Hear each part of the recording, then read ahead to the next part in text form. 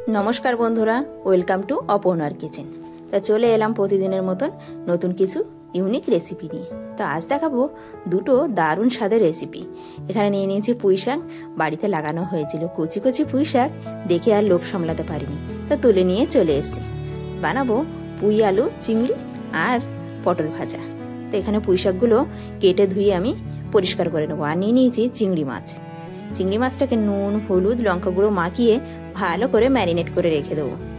और एखाने कड़ाई बसिए दिएछि उनुने, कड़ाइये जल गरम बसिए दिएछि। दिए देबो आलू और पुঁই শাক केटे राखा, दिए एखाने 2 मिनिटेर मतन चापा दिए रेखे देबो। तो 2 मिनिट परे फिरे आसछि। तो देखुन 2 मिनिट हये गेছে, 2 मिनिट परे फिरे एसेछि। एखाने कि सुंदर फुटे उठेছে। एবার नाड़ाचाड़ा करे दिए देबो नुन हलुद और काँचा लंका, दिए आबारो नाड़ाचाड़ा करे चापा दिए रेखे देबो। तो एबार पटलटाके मैरिनेट करे रेखे देबो। पटलटाके नुन हलुद माखिए रगड़े रगड़े मैरिनेट करे रेखे दिচ্ছি, মানে প্রত্যেকটা পটলের গায়ে মাখিয়ে দেবো নুন আর হলুদ। এখানে দেখুন পুঁই আর আলু সেদ্ধ হয়ে গেছে। এবার নামিয়ে নিচ্ছি।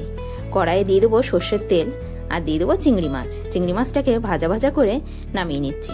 চিংড়ি মাছটা বেশি ভাজবো না। তো ওই তেলের মধ্যে দিয়ে দেবো শুকনো লঙ্কা, গোটা পেঁয়াজ আর কিছু কাঁচা লঙ্কা, দিয়ে নাড়াচাড়া করে আবারও দিয়ে দেবো রসুন থেতো করা। তা আবারও ভাজা ভাজা করে নিচ্ছি। এবার দিয়ে দেবো চিংড়ি মাছ। চিংড়ি মাছগুলো দিয়ে আবারও নাড়াচাড়া করে ওপর থেকে ঢেলে দেবো সেই পুঁই শাক আর আলু সেদ্ধ করা, দিয়ে নাড়াচাড়া করে একটু ঝোল কমে এলে তো এখানে দেখুন নামিয়ে নেবো। এবার তো রেডি হয়ে গেছে পুঁই আলু চিংড়ি। তো সুস্বাদু পুঁই আলু চিংড়ি রেডি।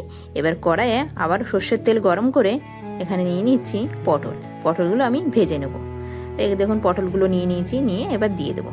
দিয়ে এখানে দেখুন এভাবে প্রত্যেকটা পটল আমি একভাবে উল্টে পাল্টে দিয়ে দিচ্ছি। তাই দেখুন পটলগুলো কিন্তু সেদ্ধ হয়ে গেছে। আবারও উল্টে দিচ্ছি। তো উল্টে পাল্টে নাড়াচাড়া করে নিচ্ছি। নিয়ে দেখুন পটলগুলো কিন্তু ভাজা হয়ে গেছে।